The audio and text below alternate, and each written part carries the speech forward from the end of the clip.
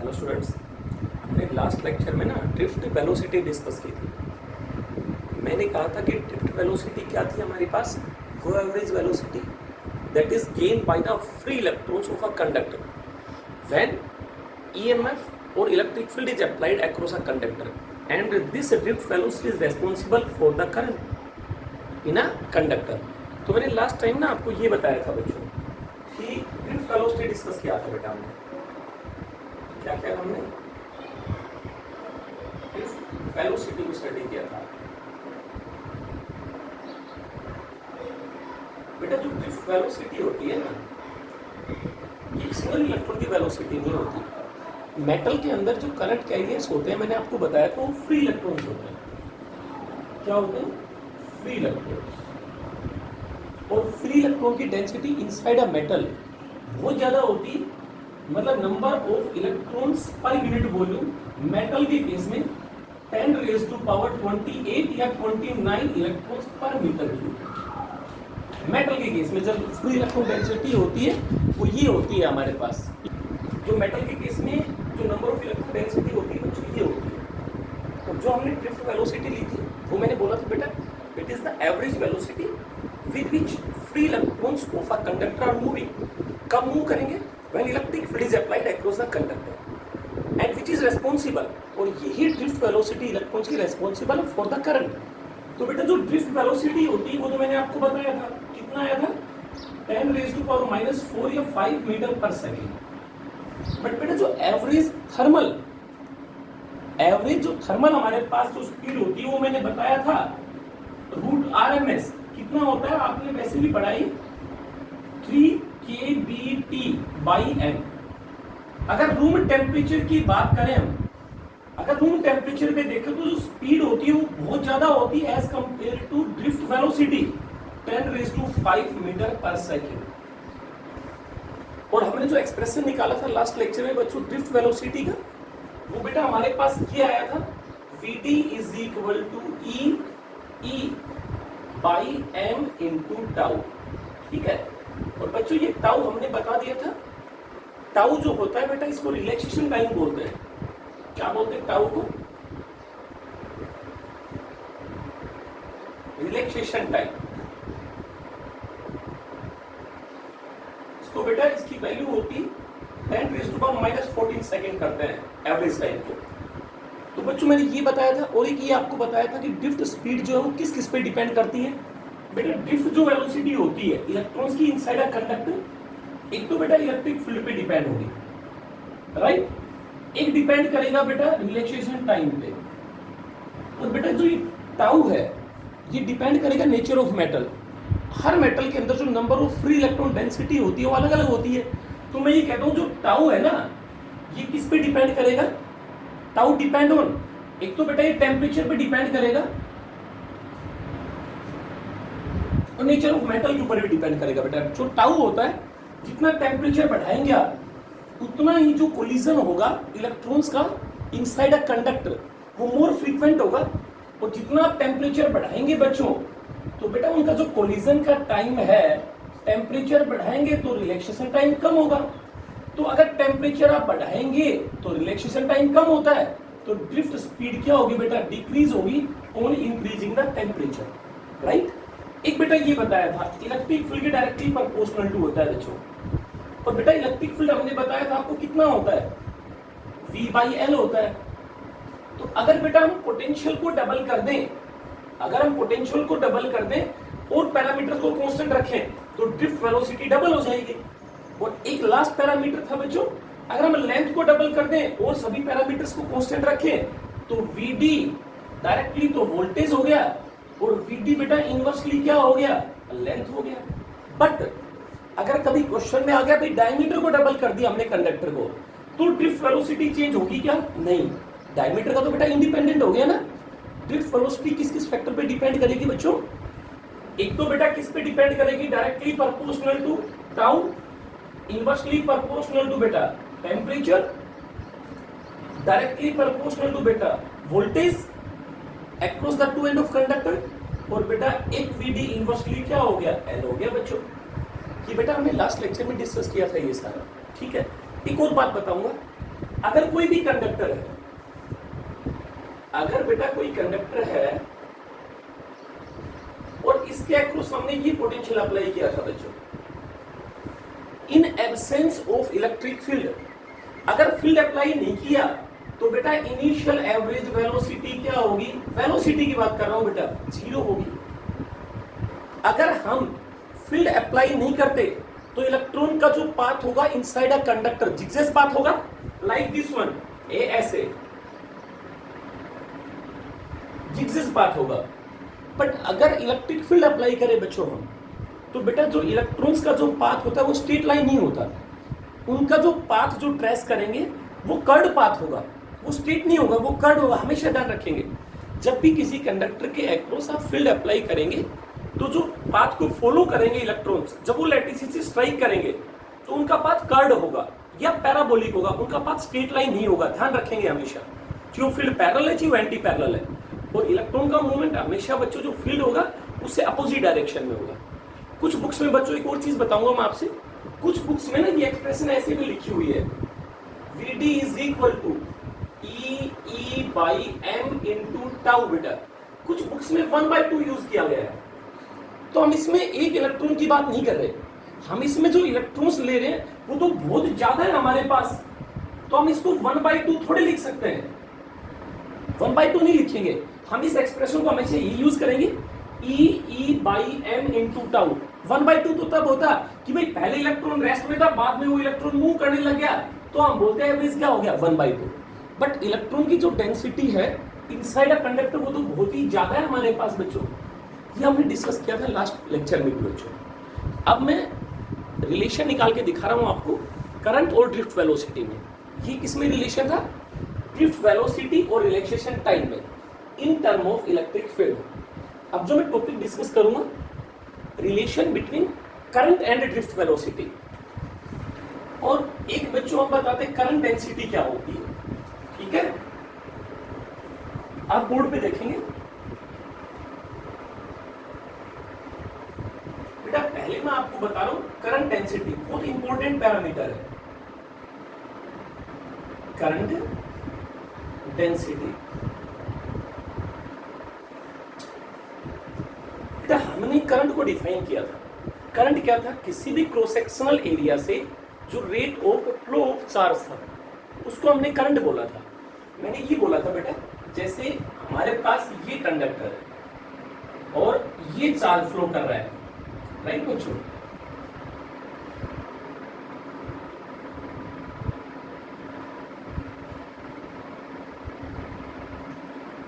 ये बेटा delta Q charge था, डेल्टा ए एरिया था, और ये डेल्टा टी टाइम में फ्लो कर रहा, तो मैंने करंट को डिफाइन किया था बेटा delta Q by delta T. अब बेटा हम करंट डिफाइन नहीं कर रहे, करंट डेंसिटी डिफाइन कर रहे हैं। बेटा करंट डेंसिटी किसी पॉइंट के ऊपर rate of flow of charge, current density suppose करो बच्चों ये पॉइंट कंसीडर किया P। करंट डेंसिटी क्या होती है, करंट डेंसिटी इज द, या current density at a point inside a conductor is the charge flowing per second per unit area. But area कैसे होना चाहिए, फ्लो ऑफ चार्ज से perpendicular होना चाहिए। आप ध्यान से देखेंगे बेटा चार्ज ऐसे फ्लो कर रहा है, ये देखो, राइट। अब हमें इस पूरे एरिया की बात करूं तो मैंने करंट को डिफाइन कर दिया कि भाई चार्ज पर यूनिट सेकंड, ये हमारा करंट हो गया। मैंने बोला भाई इस पॉइंट के ऊपर करंट को डिफाइन करना है, तो हम आई को यूज नहीं करेंगे, हम एक नया वर्ड यूज करेंगे, एक नई टर्म यूज करेंगे जिसको हमने बोला बच्चों करंट डेंसिटी। और बेटा ये एक वेक्टर क्वांटिटी है और इसका सिंबल G होता है, मतलब एक यूनिट एरिया से जो फ्लो चार्ज एक सेकंड में क्रॉस करेगा उस पॉइंट के ऊपर जो चार्ज एक सेकंड में फ्लो होगा पर यूनिट एरिया, हम उसको बोलेंगे बच्चों करंट डेंसिटी। जनरली हम ऐसा बोल देते हैं कि बेटा जो करंट डेंसिटी होता है ना वो I/A होता है, मतलब करंट पर यूनिट एरिया। और बेटा हम I को कैसे लिख सकते हैं, Q/T/A। तो मैं करंट डेंसिटी को बच्चों कैसे डिफाइन करूं, current density at a point inside a conductor is the rate of flow of charge. Q by T हो गया rate of flow of charge per unit area. Per unit area. But area held normal to the direction of flow of charge, flow of current. बच्चों ये हमारे पास area है, तो ये charge का flow हो रहा है, तो इस पॉइंट के ऊपर जो rate of flow of charge है, उस फ्लो ऑफ चार्ज को डिफाइन करने के लिए टर्म यूज किया हमने. उस टर्म को क्या नाम दिया बच्चों? Current density. और जनरली मैंने बोला ना, देखो Q चार्ज पर सेकंड पर यूनिट एरिया, तो हम इसको ऐसे लिख तो सकते हैं भाई, Q बाई टी तो आई होता है, तो I बाई ए हो गया. बट बच्चों area always held normal to the direction of flow of charge. तो बेटा एरिया वेक्टर की डायरेक्शन को एन कैप से रिप्रेजेंट कर दूं, इसका नॉर्मल इधर ही होगा और चार्ज का फ्लो इधर ही है. तो हम जे को ऐसे भी लिख सकते हैं क्या? J vector is equal to I by A into n cap लिख दो या एन वेक्टर लिख दो. जो डायरेक्शन करंट की होगी बच्चों, उस पॉइंट पे वही डायरेक्शन बच्चों करंट डेंसिटी की होगी. फिर बोल रहा हूं बेटा, करंट डेंसिटी एक वेक्टर क्वांटिटी है और इसकी डायरेक्शन वही होगी जो उस पॉइंट के ऊपर करंट की डायरेक्शन होगी. But area always held normal to the direction of flow of charge. किसी पॉइंट के ऊपर अगर चार्ज के फ्लो को डिफाइन करना है तो हम एक नई टर्म यूज करेंगे बच्चों, current density, and it's a vector quantity and its direction. जो डायरेक्शन करंट की होगी वही डायरेक्शन किसकी होगी? करंट डेंसिटी की. और जो मैथमेटिकली करंट डेंसिटी को लिखेंगे बच्चों, क्या बताया मैंने? G is equal to I by A. This n vector represent the direction of flow of current, flow of charge, right? But अगर मैं आपको ये बोल दूं एक स्मॉल एरिया से, बच्चों ये स्मॉल एरिया ही तो हुआ, अगर एक स्मॉल एरिया से डिफाइन करना है करंट डेंसिटी को, तो हम कैसे करेंगे? G is equal to delta, क्या बेटा, क्या स्मॉल होना चाहिए? Limit delta A tends to 0 और D delta I upon delta A. तो बेटा डेल्टा E टेंस टू 0, तो हम J को कैसे लिख सकते हैं? DI upon DA, DI by बेटा DA. तो बेटा DI किसके बराबर आएगा? J into DA. अगर कभी J की वैल्यू वेरी कर रही है R के साथ, तो बच्चों में रिलेशन DI क्या यूज करेंगे? J इंटू, और टोटल करंट निकालना है तो इंटीग्रेट कर देंगे. तो बेटा I को कैसे लिख सकते हैं बताओ? Integration of J into DA. Clear बच्चों? This is current density. But ये तब है जब area held normal to the direction of flow of charge. Clear? अगर कभी ऐसा आता है कि if area is not held perpendicular to the direction of flow of charge, तो हम कैसे डिफाइन करेंगे देखेंगे. अगर मैं इस एरिया की डायरेक्शन को थोड़ा सा चेंज करता हूं बच्चों, अब हमने क्या किया, जैसे हमारा ये केस था बच्चों, बेटा ये वाला केस था, अभी एरिया ऐसे था पहले हमारे पास, राइट, और ये फ्लो ऑफ चार्ज था हमारा. अब मैंने बोला बच्चों एरिया है ना, वो उससे एरिया को थोड़ा सा टिल्ट कर दिया हमने. ये डायरेक्शन किसकी होगी? फ्लो ऑफ चार्ज या फ्लो ऑफ करंट हो गया हमारा. अब हमने एरिया को टिल्ट कर दिया, जैसे ऐसे था ना, अब इस एरिया को यू टिल्ट कर दिया. तो बेटा पहले तो नॉर्मल फ्लो ऑफ चार्ज वही है, फ्लो ऑफ करंट वही है, ये है. अब इसको थोड़ा टिल्ट किया मैंने, एरिया को ऐसे कर दिया, तो अब नॉर्मल ये हो गया ना. तो हमें एरिया का वो कंपोनेंट लेना है जो along the direction of current होगा. कैसे? अब मैंने एरिया को बच्चों टिल्ट कर दिया, अब एरिया को ऐसे बना दिया. तो अब इसका बेटा नॉर्मल, पहले तो नॉर्मल इधर था, अब इसका नॉर्मल जो है वो इधर आ गया, राइट ना. एरिया को टिल्ट कर दिया हमने, एरिया ये था, देखो एरिया ये है, इसका नॉर्मल ये हो गया. अब एरिया को टिल्ट किया थोड़ा ऐसे, इसका नॉर्मल इधर आ गया, करंट तो वही है. तो अब एंगल कितना हो गया? थीटा हो गया. बेटा ये किसका रिप्रेजेंट करेगा? एरिया वेक्टर की डायरेक्शन. तो एरिया का इसके अनुरूप कौन सा कंपोनेंट आ गया? बेटा DA कोस थीटा. तो अब करंट डेंसिटी J किसके इक्वल हो गया? DI by DA. DI by D को क्या लिखूं बच्चों, एरिया का वो वेक्टर जो किसके अलोंग है, along the direction of flow of charge. तो बेटा क्या आ गया, D A cos theta, right ना। तो क्या आएगा बच्चों, डी आई आ गया बेटा J into D A cos theta. तो बेटा दोनों वेक्टर है तो हम डॉट प्रोडक्ट की फॉर्म में लिख दें, d I is equal to A vector dot B vector. तो बेटा टोटल के लिए इंटीग्रेट कर दूं तो आई की वैल्यू क्या आ गई बताएंगे आप, I is equal to integration of J dot D A. Clear बच्चों, बच्चों अगर एरिया हेल्ड नॉर्मल है तो I by A D I by D, अगर नहीं है तो एरिया का वो कंपोनेंट जो फ्लो चार्ज के अलोंग वो लिया जाएगा। तो जब भी आपको आई निकालना है कंप्लीट एरिया की जे की फॉर्म में, तो आप क्या यूज करेंगे, integration of J dot D A, right बच्चों। Clear, that is current density. अब मैं आपको डिस्कस कर रहा हूं बच्चों relation between current and drift velocity. Now we will discuss the relation between current and drift velocity. बच्चों कॉमन रिलेशन था जो हमने पहला रिलेशन निकाला था वो बेटा वेलोसिटी और रिलैक्सेशन टाइम की फॉर्म में निकाला था। वो तो आपको याद होगा, क्या फाइंड आउट किया था, V D is equal to E by m into tau, ये तो निकाल लिया था। अब बेटा हम करंट और ड्रिफ्ट वेलोसिटी में रिलेशन फाइंड आउट करते हैं। तो मैंने क्या किया बच्चों, ये कंडक्टर कंसीडर किया बच्चों, दिस वन,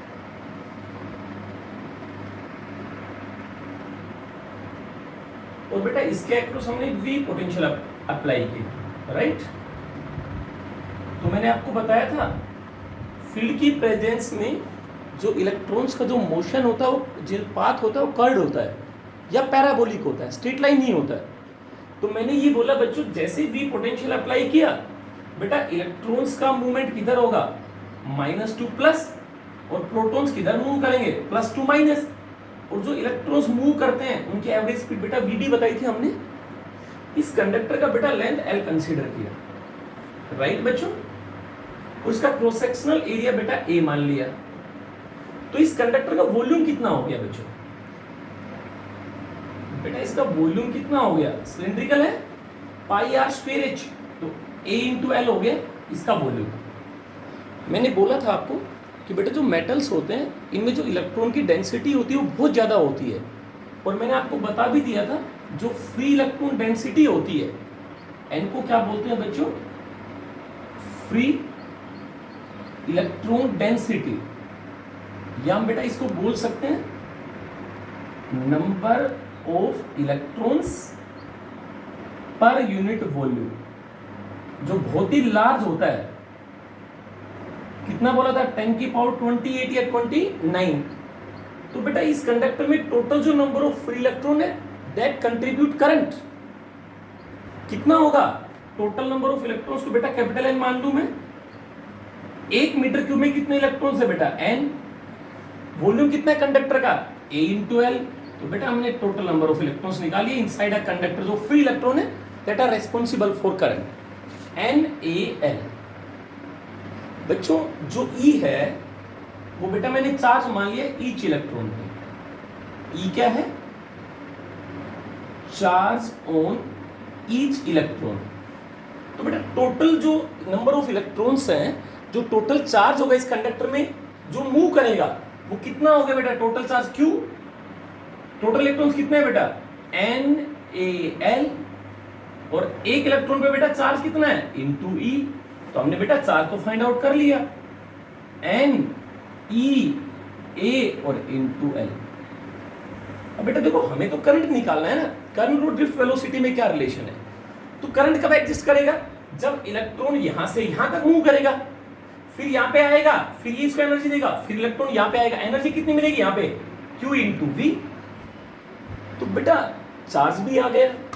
अब हमें कितना टाइम लेगा electron to cross a conductor from this end to this end, तो मूव करेगा उस वेलोसिटी को क्या बोलते हैं, ड्रिफ्ट वेलोसिटी बोलते हैं। जो डिस्प्लेसमेंट है वो कितना हो गया L। तो बेटा टाइम कितना होगा to cross the conductor, time कितना होगा डिस्प्लेसमेंट अपॉन वेलोसिटी।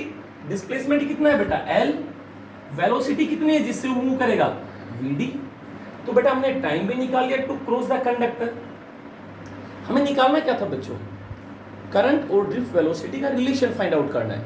तो चार्ज तो हमारे पास ये रहा और टाइम ये रहा, तो क्यों ना हम करंट और ड्रिफ्ट वेलोसिटी का रिलेशन निकाल लें। बेटा करंट क्या होता है, I इज इक्वल टू क्या होता है, Q by T. Total charge कितना है बच्चों, N E A L, right. और बेटा time taken by the electron to cross the conductor, L by V D, displacement upon velocity. तो बेटा L divided by V D, बेटा L तो cancel हो गया। तो करंट और ड्रिफ्ट वेलोसिटी का क्या रिलेशन आया बच्चों, N E A V D। बच्चों this is the relation between current and drift velocity, and this is the relation between drift velocity and relaxation time. तो अगर ये वैल्यू मैं यहां पुट करूं तो बेटा और भी रिलेशन क्रिएट करेंगे हम। तो हमने देखो, आप जनरल चीज देखिए, करंट और ड्रिफ्ट वेलोसिटी में रिलेशन निकालना है। ड्रिफ्ट वेलोसिटी कब आई, जब फील्ड अप्लाई किया, पोटेंशियल अप्लाई किया। और फील्ड कितना होता है कंडक्टर के अक्रॉस, भी पोटेंशियल होता है ना बच्चों, बेटा V बाई एल। जैसे ही पोटेंशियल अप्लाई, इलेक्ट्रॉन में डिस्प्लेसमेंट हुआ। पहले तो डिस्प्लेसमेंट जीरो था इन एब्सेंस ऑफ फील्ड। जैसे ही फील्ड आया, डिस्प्लेसमेंट हुआ, वेलोसिटी आ गया। जैसे ही वेलोसिटी निकाला, यहां से यहां तक का टाइम निकाल लिया, L बाई वी डी। अब बेटा टाइम आ गया, I क्या होता है, Q बाई टी। तो चार्ज चाहिए ना, चार्ज कैसे निकालेंगे, N number of electrons per unit volume. तो टोटल इलेक्ट्रॉन्स कितने होंगे, N into volume of conductor. Volume क्या हो गया बेटा, A into L. Total electrons आ गए। अब बेटा टोटल चार्ज निकालना है, तो एक इलेक्ट्रॉन पे चार्ज कितना है, E। तो टोटल चार्ज कितना आ गया, इलेक्ट्रॉन को बेटा टोटल इलेक्ट्रॉन से मल्टीप्लाई कर दिया। Q भी आ गया, T भी आ गया। I क्या होता है बच्चों, Q by T. This is the relation between current and drift velocity. Clear.